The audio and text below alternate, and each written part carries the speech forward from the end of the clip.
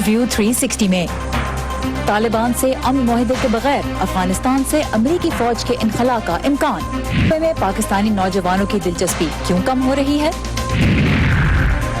और अमरीका में काश्तकारी करने वाली एक पाकिस्तानी नजात खातून की कहानी। वॉइस ऑफ अमेरिका के वाशिंगटन स्टूडियो में आप सबको खुशामदीद। व्यू 360 के साथ मैं हूँ सारा जमान। अफगानिस्तान में अमन कोशिशों को फ़रोग़ देने के लिए अमरीका के खुसूसी मंदूब ज़ल्म खलीलज़ाद आज काबुल में है। अफगान वज़ारत दिफ़ा का कहना है कि अमरीकी अफ़वाज के अफगानिस्तान से इनखला के बारे में काबुल हुकूमत फ़िक्रमंद नहीं, क्योंकि दहशत गर्दी के खिलाफ जंग का बोझ पहले ही अफगान सिक्योरिटी फोर्सेस के कंधों पर है और गैर मुल्की अफ़वाज अफगान सिक्योरिटी फोर्सेस को सिर्फ मशवरा फराहम कर रही हैं। यह बयान अमरीकी वज़ीर दिफ़ा मार्क एस्पर के उस इंटरव्यू के बाद सामने आया है जिसमें उन्होंने तालिबान से अमन मुआहदे का इंतजार किए बगैर अफगानिस्तान से अफवाज के इनखला का इशारा दिया है। आइए देखते हैं इस बारे में अफगान हुकूमत और माहिरीन क्या कह रहे हैं। कुछ रोज पहले अफगानिस्तान का अचानक दौरा करने वाले अमरीकी सदर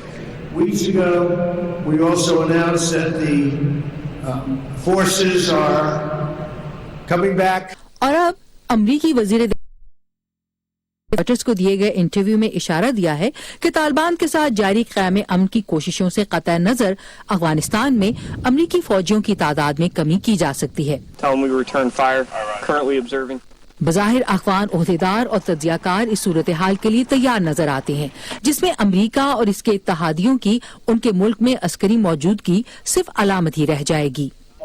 फौज के बजट के लिहाज से अब भी हमारा इन्हिसार गैर मुल्की इमदाद पर है। इंटरनेशनल कम्युनिटी अफगान अफवाज के लिए सालाना $4 बिलियन देती है। अगर अफगान सिक्योरिटी फोर्सेस के लिए ये आलमी इमदाद जारी रहती है और गैर मुल्की अफवाज यहाँ से चली जाती हैं तो इसका अफगान अफवाज पर कोई असर नहीं होगा। ताहम अफगान तज्ज़ियाकारों की एक बड़ी तादाद के मुताबिक अफगान आर्मी को अब भी इत्तहादियों की मुसलसल माली और लॉजिस्टिकल सपोर्ट की जरूरत है। अगर अमेरिका तरबियत की सूरत में और असले की मदद की सूरत में अपनी इमदाद जारी रखता है तो मेरे ख्याल से जंग के मैदान में कोई मसला नहीं होगा। अफगान वज़ारत दिफ़ा के आदाद शुमार के मुताबिक इस वक्त 90% ज़मीनी कार्रवाइयाँ अफगान सिक्योरिटी फोर्सेज सरअंजाम दे रही हैं। अफगान मिलिट्री के मुताबिक अगर अमरीका खास तौर से एयरफोर्स के शोबे में अपनी इमदाद जारी रखता है तो अफगानिस्तान में जारी जंग पर गैर मुल्की अफवाज के इनखला का बहुत कम असर होगा। हमें एयरफोर्स सेक्टर में मुश्किल का सामना है। अमेरिका को अफगान एयरफोर्स के साथ अपनी कमिटमेंट को पूरा करना चाहिए और इसे जरूरी साजो सामान मुहैया करना चाहिए। अफगान वज़ारत दिफ़ा के मुताबिक अफगानिस्तान में दहशत गर्दी के खिलाफ जारी जंग जीतने के लिए अभी भी मुश्तरका कोशिशों की जरूरत है। उधर अमरीकी वज़ीर दिफ़ा मार्क एस्पर रॉयटर्स को अपने इंटरव्यू में इस एतमाद का इजहार कर चुके हैं कि अमरीकी अफवाज की तादाद में मुमकिन कमी के बावजूद अफगान सरजमीन दहशत गर्दों के लिए महफूज ठिकाना नहीं बनेगी। सैयद हसीब मौदूदी के साथ Ayesha Khalid, voice of America. पिछले एक साल के दौरान जहां एक तरफ अमेरिका तालिबान के साथ अमन मुआहदे के लिए मुज़ाकरात करता रहा है, दूसरी तरफ उसने अफगानिस्तान से तकरीबन 2000 फौजी निकाल भी लिए हैं। इस वक्त वहां अमेरिकी फौजियों की तादाद तकरीबन 12000 है, जबकि नेटो के भी हजारों फौजी इत्तेहादियों के तौर पर वहां मौजूद हैं। वाशिंगटन की पॉलिसी क्या रुख इख्तियार कर रही है, इस बारे में हम बात करेंगे केटो इंस्टीट्यूट से मुंसलिक तज्ज़ियाकार सहर खान से। सहर, वेलकम टू व्यू 360। सबसे पहले तो ये बताइए कि एक तरफ इस वक्त फिर खलीलज़ाद काबुल में है, लेकिन दूसरी जानिब मार्क एस्पर का यह बयान जो आया है कि ट्रूप विड्रॉल नेसेसरीली नहीं उसका ताल्लुक इस बात से कि अमन मुआहदा हो पाता है या नहीं, इस बयान का काबुल हुकूमत और तालिबान को ये जरा मैं समझती हूँ कि एक जरा कंफ्यूजिंग पैगाम मिलता है। अगर आप थोड़ा सा आई थिंक बैकग्राउंड ज़रा देखें, सदर ट्रंप ने कहा था कि 2016 में जब उन्होंने कैंपेन शुरू की थी कि वो चाहेंगे कि अफगानिस्तान और सीरिया दोनों से यूएस ट्रूप्स निकलें। तो अगर उस लिहाज से देखा जाए तो सदर ट्रंप जो है वो बिल्कुल अपनी पॉलिसी का आप समझे इंतज़ाम कर रहे हैं ट्रूप्स निकालने की। लेकिन जब उन्होंने अफगानी हुकूमत से बातचीत की थी और जब तालिबान से अमन मुज़ाकरात शुरू किए थे, तालिबान ने कहा था कि वो अफगानी गवर्नमेंट से मुज़ाकरात शुरू करेंगे, डायरेक्ट टॉक्स शुरू करेंगे अगर अमेरिकी फौज निकली। ये जैसे उनका एक प्रीकंडीशन है। بالکل.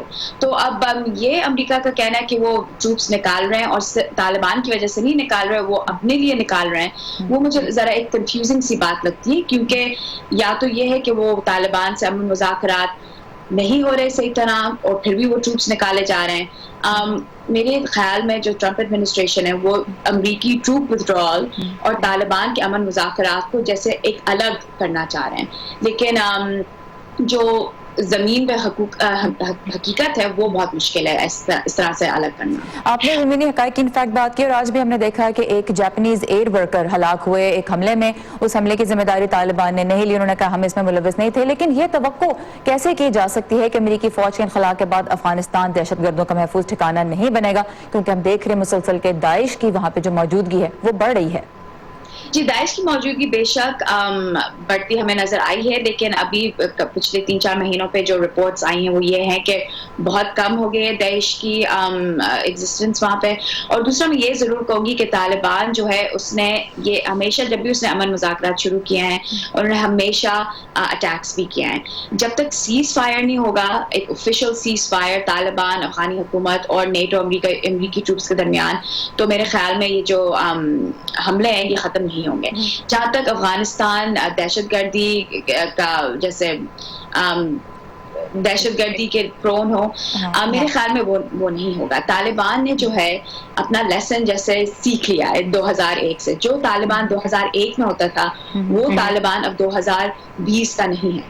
یہ طالبان ہے جس کا دوحہ میں سیاسی دفتر ہے, انہوں نے فورن ریلیشنز بنائے ہیں سینٹرل ایشوز کے ساتھ, امریکہ کے ساتھ بات چیت کر رہے ہیں, پاکستان کے ساتھ وہ ان کا ریلیشن شپ ہے. تو طالبان جو ہے وہ بھی پچھلے 20 سال میں ایوالو ہو رہا ہے, اور اس نے لیسن سیکھ لیا ہے کہ اس کو القاعدہ جیسے گروپس کے ساتھ کم از کم ایسی پارٹنرشپ نہیں بنانی چاہیے کہ افغانستان جو ہے وہ دوبارہ ایک سیف ہیون بن سکے. اور لاسٹلی یہ جو کابل حکومت کی طرف سے اور افغانستان کی جو وزارت دفاع اس کی طرف سے یہ اس رد عمل کا اظہار ہو رہا ہے کہ ہم پریشان نہیں ہیں, زمینی حقائق کو دیکھتے ہوئے کیا یہ صرف ایک پوسچرنگ لگتی ہے کہ صرف ایک ظاہری قسم کا علامتی قسم کا آپ کو رد عمل لگتا ہے, یا آپ کو لگتا ہے کہ واقعی افغانستان کے حالات ایسے ہیں کہ کابل میں جو حکومت ہے اور جو سیکیورٹی فورسز ہیں وہ انہیں کنٹرول کر سکیں گی؟ اگر آپ بریفلی یہ بتا دیں. دیکھیں جو کابل کی جو حکومت ہے اس کو بہت زیادہ انٹرنیشنل ایڈ کی ضرورت ہے, لیکن وہ یہ بھی جانتا ہے کہ نیٹو فورسز اور امریکی فورسز جو ہیں وہ جیسے تھک گئے ہیں اور ایٹ سم پوائنٹ ان کو نکلنا ہوگا. تو افغانی حکومت یہ بھی دکھانا چاہ رہا ہے کہ جو انہوں نے انویسٹمنٹ کی ہے افغانی نیشنل سیکورٹی فورسز میں وہ ایک اچھی انویسٹمنٹ ہے, جو ان کی ٹریننگ ہوئی ہے ان کو اتنا قابل بنا دیا ہے کہ وہ کابل کو محفوظ کر سکتے ہیں, کابل کو نہیں افغانستان کو بھی. تھینک یو سو مچ. سحر خان ہمارے ساتھ ہیں, کیٹو انسٹیٹیوٹ سے منسلک تجزیہ کار, اور ہم افغانستان سے متعلق تازہ ترین جو امریکی پالیسی سامنے آ رہی ہے اس کے بارے میں بات کر رہے تھے. بہت شکریہ سحر. Thank you.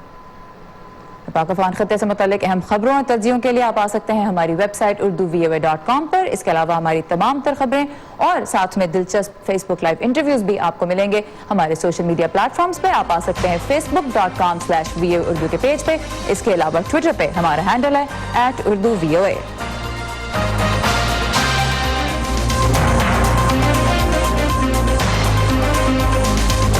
زمینیں جو ہماری جتنی بھی ہم نے ساری لیز آؤٹ کر دی ہیں, بچے ان کو وہ اپنا کام کرتے ہیں, وہ ذمہ دار کی طرف نہیں آتے. لوگ مجھے سیریسلی نہیں لیتے تھے. فارمنگ میں اتنا پیسہ نہیں ہے.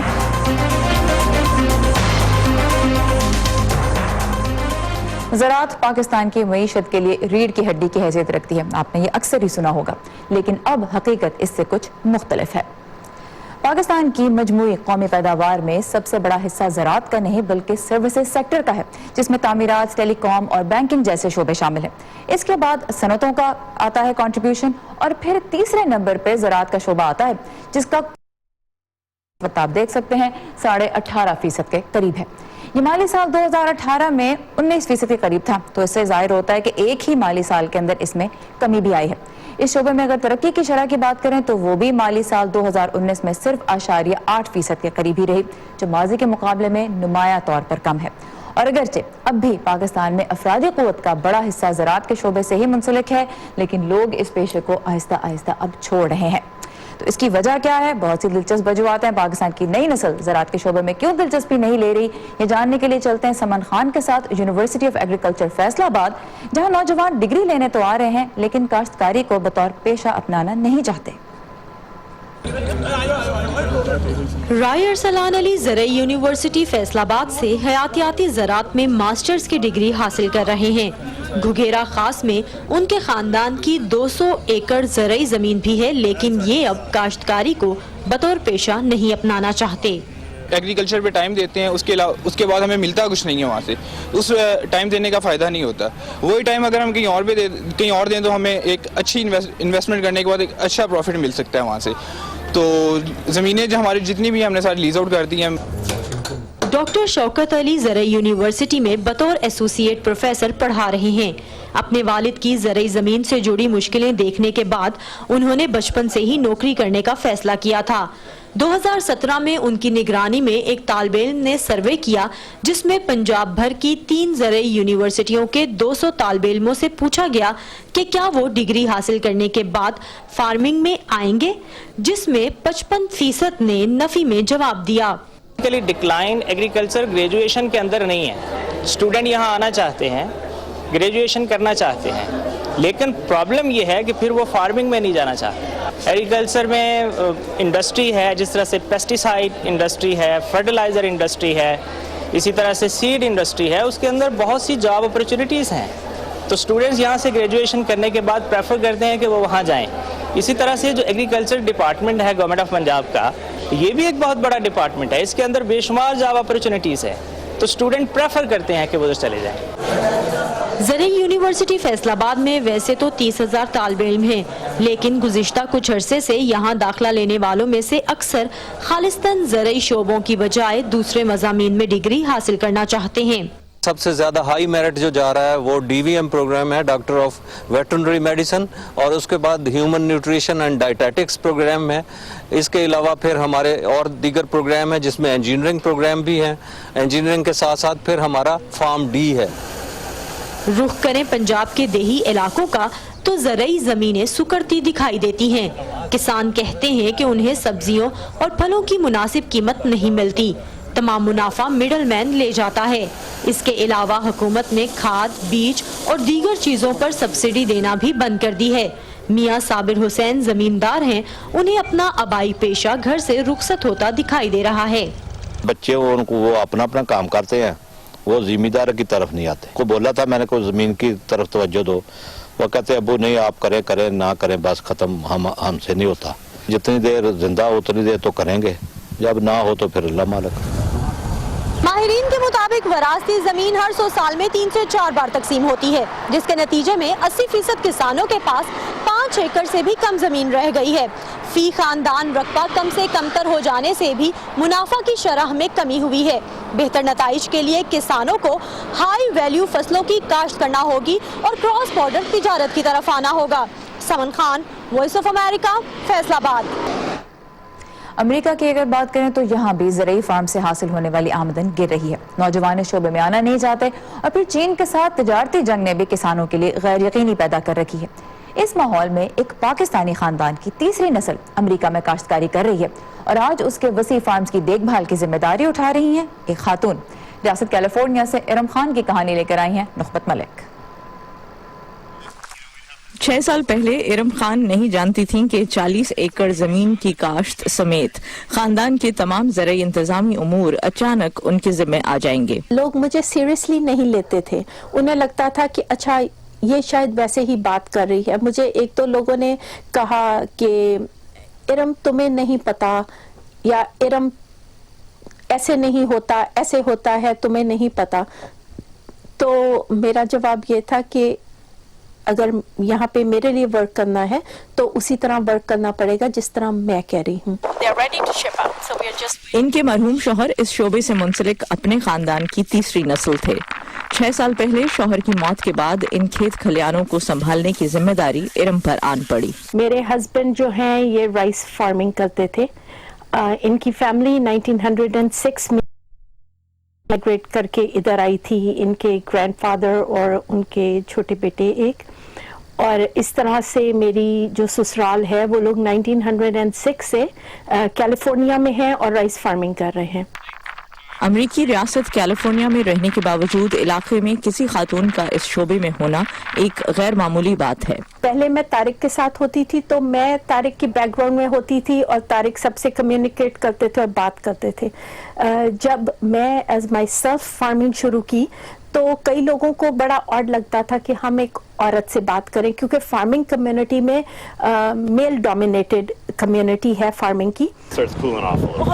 ارم خان کے ملازمین سفید فام امریکی ہیں اور 5 سال سے ان کے ساتھ اس کام میں مدد کر رہے ہیں. وہ بات سنتی ہیں اور آسانی سے بات کرتی ہیں, ہماری باتوں کو اہمیت دیتی ہیں جو زیادہ تر لوگ نہیں کرتے, اور یہ وجہ ہے کہ ہم نے ان سے اس انڈسٹری میں بہت کچھ سیکھا ہے.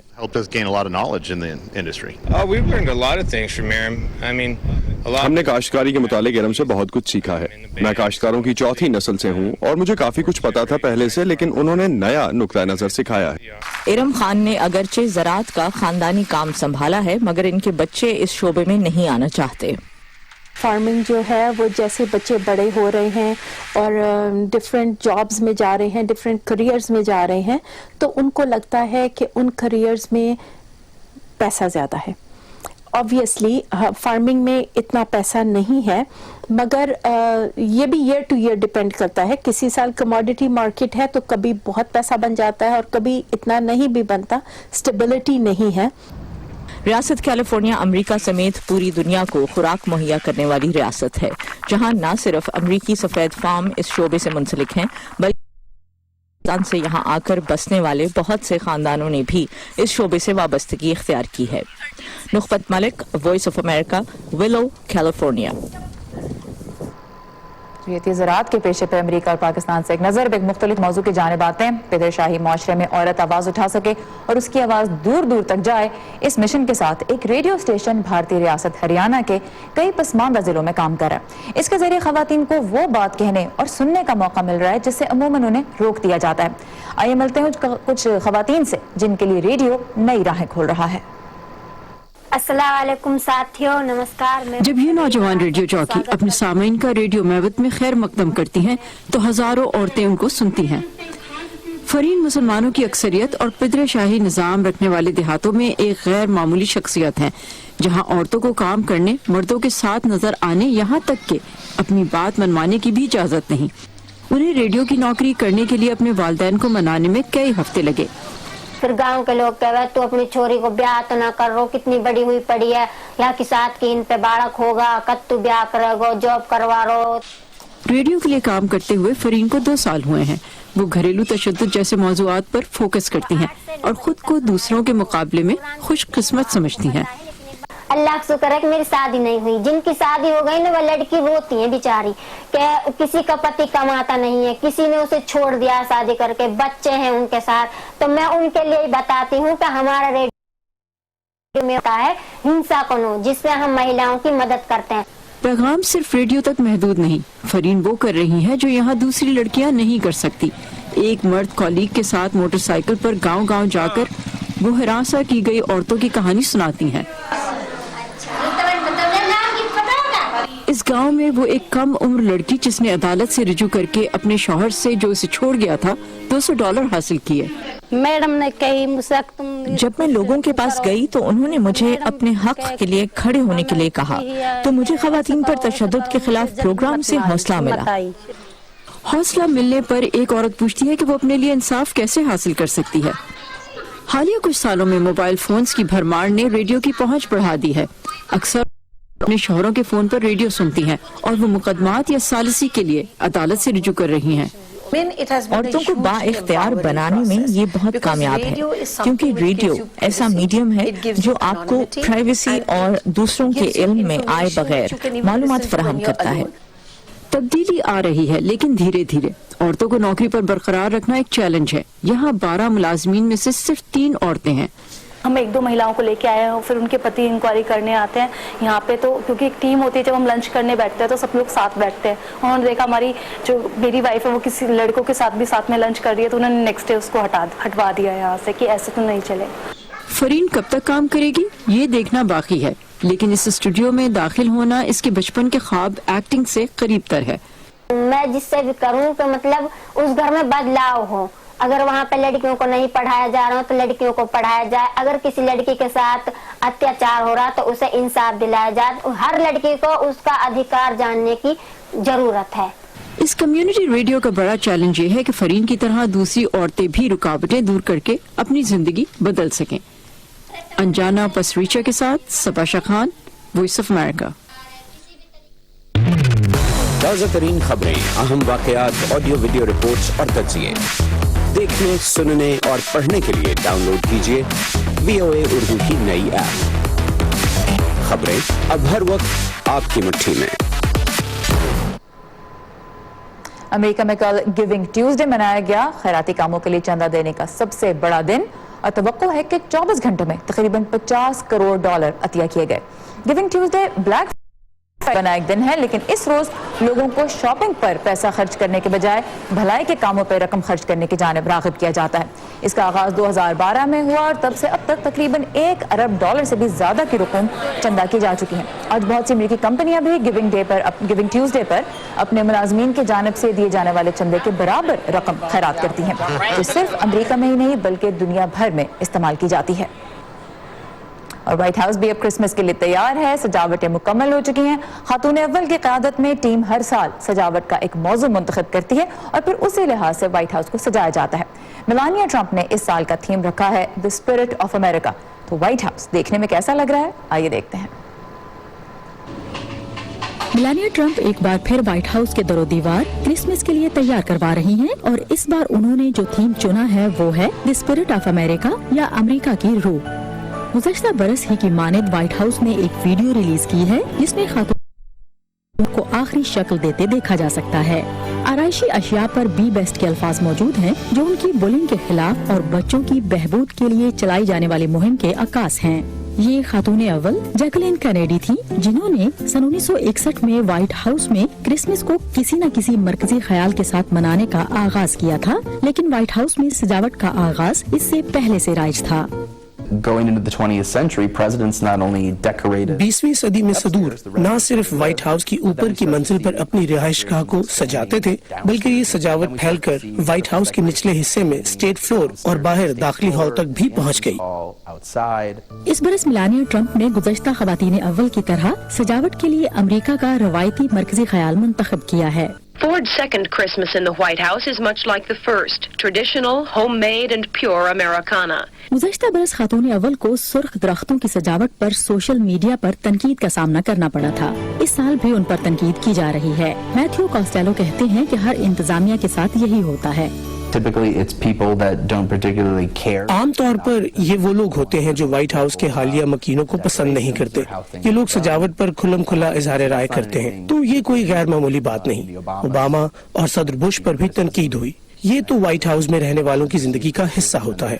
It's just part of the job. White house میں کرسمس کی سجاوٹ کی ویڈیو پیر کے روز سامنے آئی لیکن رضاکار جولائی سے اس پر کام کر رہے ہیں. پیٹسی وداکوسوارا کے ساتھ سادیہ زیبرانجھا، وائس آف امریکہ.